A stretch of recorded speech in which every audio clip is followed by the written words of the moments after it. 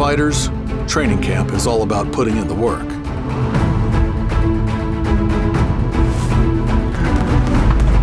30 segundos, chamo. But when it comes to Nate Diaz and Jorge Masvidal, nothing is predictable. We have this bitch.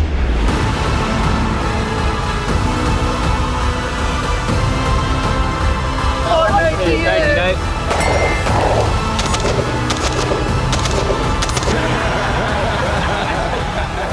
Nate Diaz, media in this bitch. The best media gang around West Side. Blam! And as their rivalry escalates, there's no telling how it will end.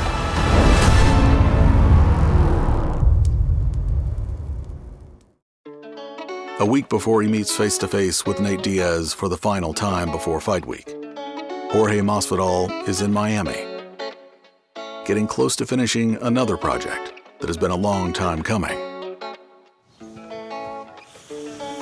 Ouch, man. Yo. Here it is.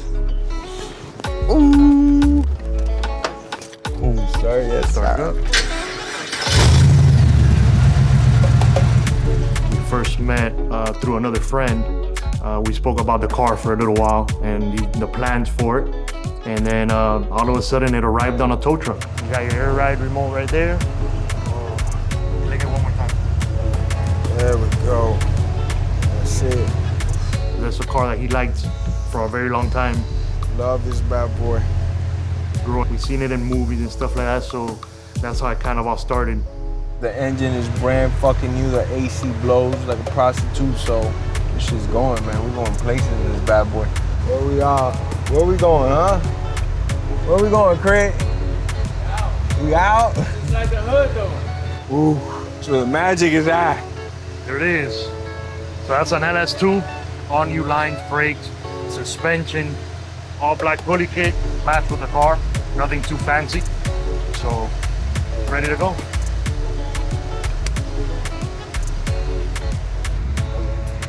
We put a lot of time and blood, sweat, and love into the car because we knew what it meant to him. I know that's what he puts into his fights. He's very dedicated to it. And he's gonna take it, he's gonna win. About to take over. Once again, whoop that so-called gangster on the two, I don't know what the fuck. He's about to get murdered, bro. Dade County, baby.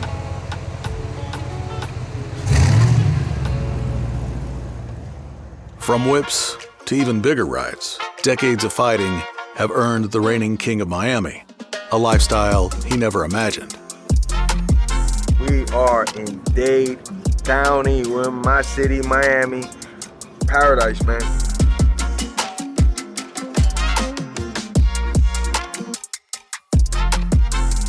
Headed to the Bayside to get this shit fucking cracking.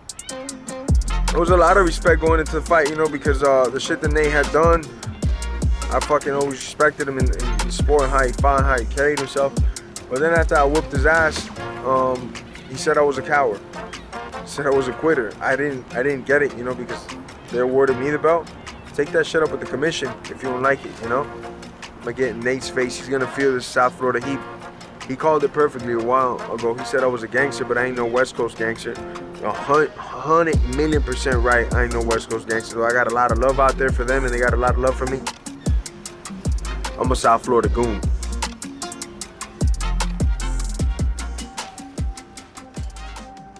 From Dade County to San Joaquin County, where Nate Diaz is also on the move in a rarefied way. Oh, we're all bougie now. That'd be tight too. Yeah, that's true. Remember when I used to never fly in these things? Who's the real BMF? I know what it is. I don't need no belt. That's the bitch motherfucking belt. Bitch motherfucking belt. And you created the belt. The man they created the UFC's first ever BMF belt for is leaving the 209 for a few days, as Team Diaz heads to the land of the OGs, and LA comes calling.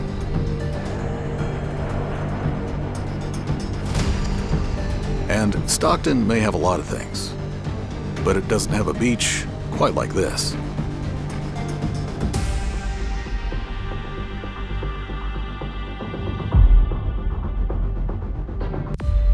camp's going good. We're doing a lot of sparring, a lot of stuff at home for about a good month and a half, 2 months. Just kind of getting stagnant at home, kind of sparred everybody around, and been in the gym too much, so we came out here. Ernie helps me keep my feet under me and makes my legs work better. At some point in every fight, there's a moment of truth. It's in this deep water where each combatant proves who they really are. For Nate Diaz, his elite stamina and vicious closing instincts have proved dangerous to every foe. Yet, when it came to the BMF title, he never got the chance. The championship rounds stolen from him. And now, he wants them back. It's like, if we're gonna fight, we're gonna fight. We're gonna look at each other. Don't fucking look at me, don't talk to me, don't none of that. Let's just fight. I'm done with all the bullshit. I'm ready to fight.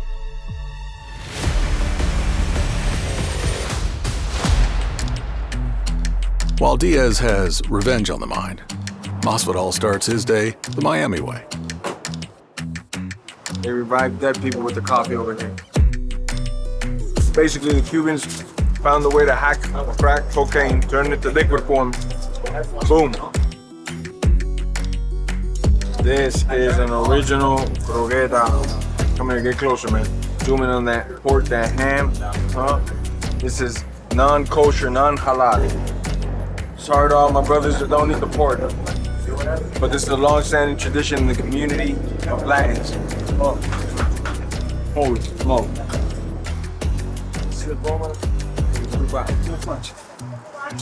Well, thank you very much.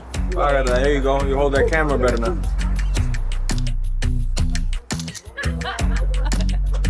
Do you have the permanent market, please? Thank you. While Masvidal's day starts in Miami, it ends in New York. As the BMF steps to the mic with fighting on his mind. There's Robbie Fox, Jack Mack, Big Ev. We are here with Jorge Gamebred Masvidal ahead of his fight with Nate Diaz, the second fight against Nate, first one in the boxing ring.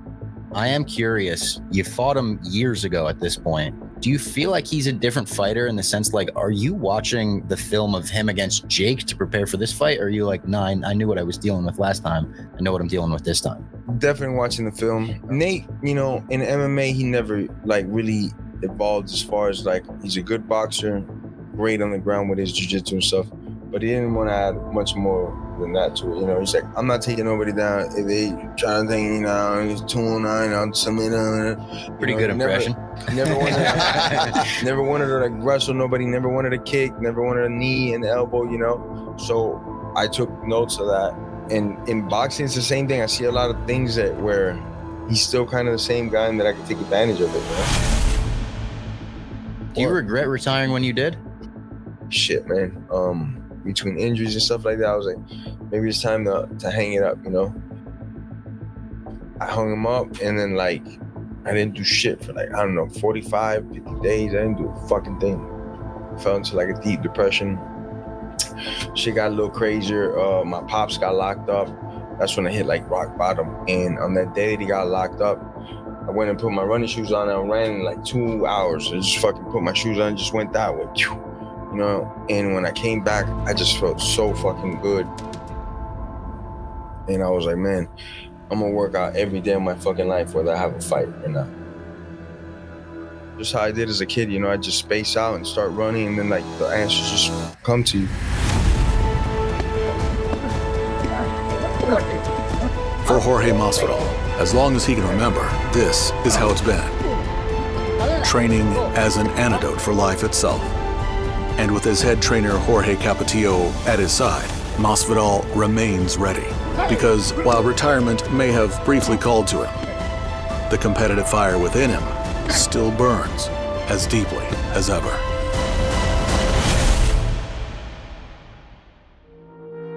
For Masvidal and Diaz, a final press conference at the site of their upcoming blockbuster bout means it's time to once again see each other face to face.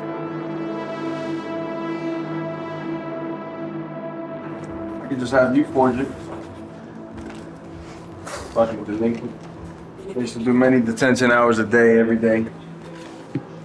in school. Then have me put Jorge Masvidal, won't stand up out of my chair and walk around the school without permission. Jorge Masvidal, all that shit. So this right here always gives me trauma, man. I ain't gonna lie.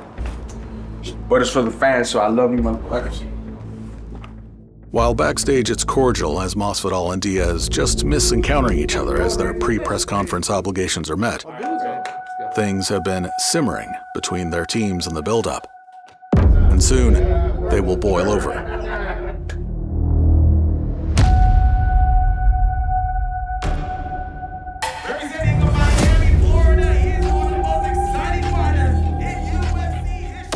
It's been a feud building over 4 press stops, 3 historic rounds, and 1 BMF title, all of which ultimately add up to bad blood. Nate, you got pride, you're a competitor like no other. What would this victory mean to you? It don't mean shit. I plan on beating everybody I ever fight. What do you care about, Nate?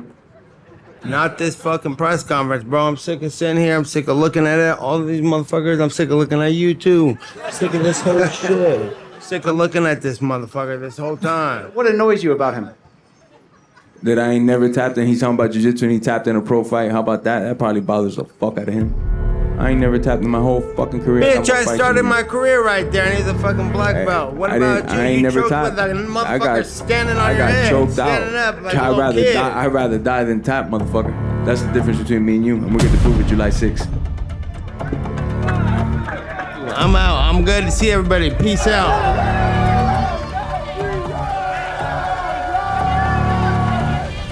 Square with yourself, motherfucker. The moments following the final press conference proved chaotic, with Jorge Masvidal caught up in the middle of it, as well as his trainer, Jorge Capetillo, when Team Diaz escalates.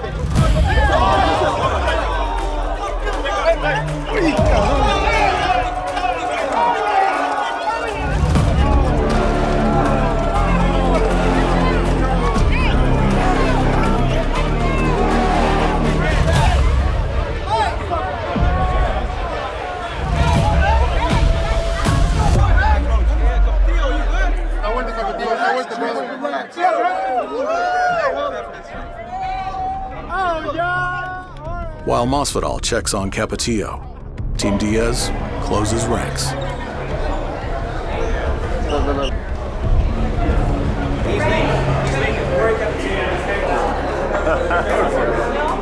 Fuck you looking at? Come down and get your fucking asses whipped in. Sorry, motherfuckers. Yeah, turn around, bitch.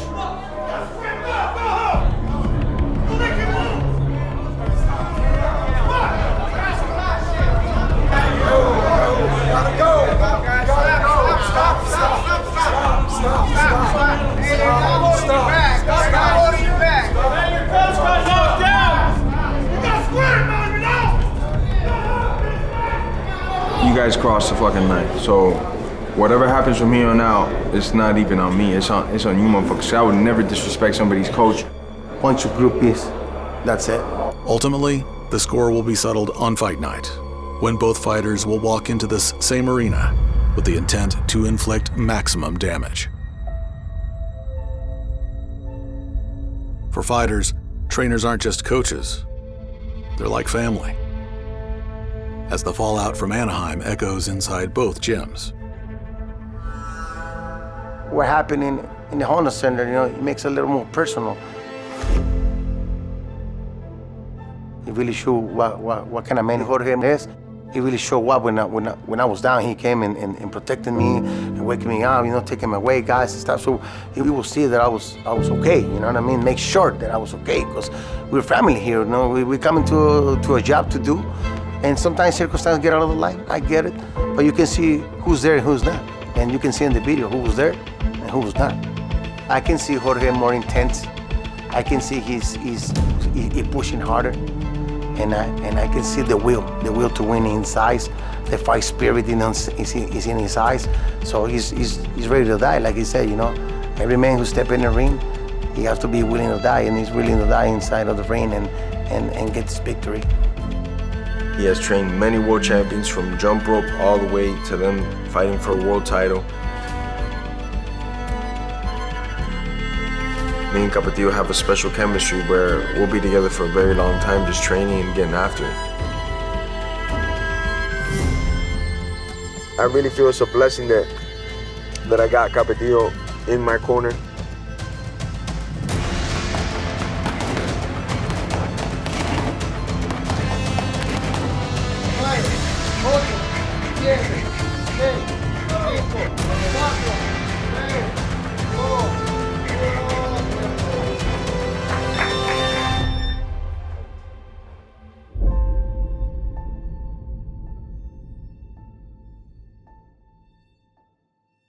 "500 miles away. For Nate, it's Richard Perez that he's entrusting to ready him for the ring. Nathan, he's the type of guy that I really like. I'm impressed with him, is he can get ready in a week. We start off as boxing, hitting the bag and the mitts, and then he starts sparring. But those two things and running, it's the mitts and boxing, because the mitts helps build up your stamina and being sharp. The trainer's got to do it right. You just can't sit there and just pop, pop, move, pop, pop. No. I go in there and I train him like I'm his opponent. Sometimes he hits me, but hey, it's the name of the game, On fight night, regardless of emotion, it will come down to superior strength, strategy, and execution. But if these three elements make up a fighter's primary arsenal, their trainers are their secret weapon. Nate's training regimen is notoriously brutal, and that means recovery in any way possible. Therefore, outside the gym, cutting-edge techniques are being readied. This is a high-pressure cryogen medical device. It breaks down inflammation, pain management. It really helps you healing. It gets down to very, very cold temperature. Just a Ryobi, carb buffer. It works the best. I'm a biohacker, man. I invented my own tools because I need certain tools that it wasn't in the market. I've known Nate, I know what he needs. I'd watch him before practice, certain body part, he would stretch out and I can see. And I know, Nate has done a lot for me. A lot of the people in the team, so I want to give that back, 100%, He works on all kinds of people, been doing it a long time. He'll always find something new and he'll try some stuff works, some stuff, you're like, get that out of here. After practice, if Team Diaz is letting Team Masvidal get to them, they aren't showing it.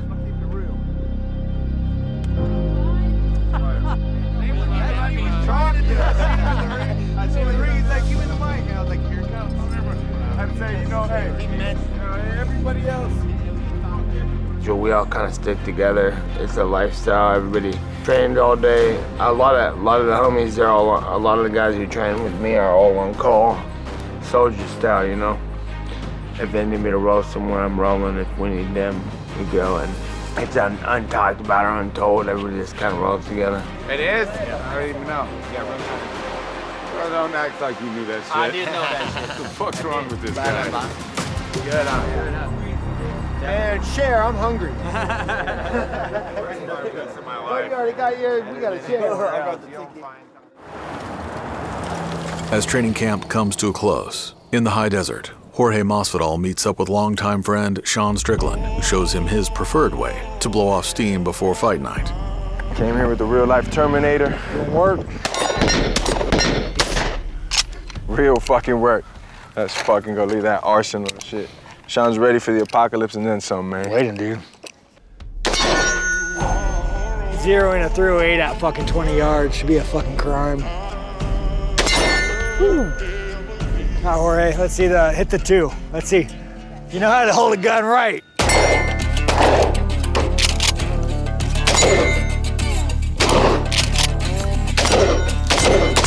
Yo.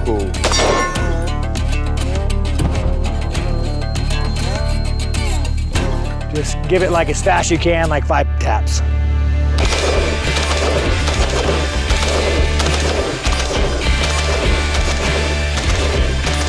Let's go.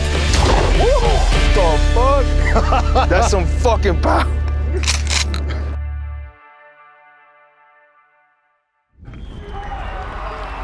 For two of the realest fighters combat sports has ever known. Two men whose actions speak louder than words. Hey!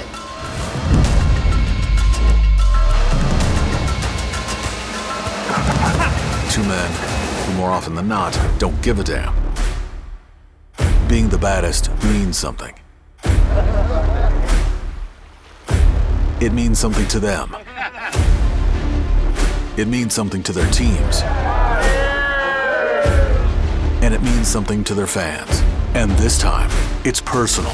I'm busting his face up, man. South Florida style. I'm gonna play tic-tac-toe with his face. He's gonna have X's and O's all over. I'm gonna bust his ribs up.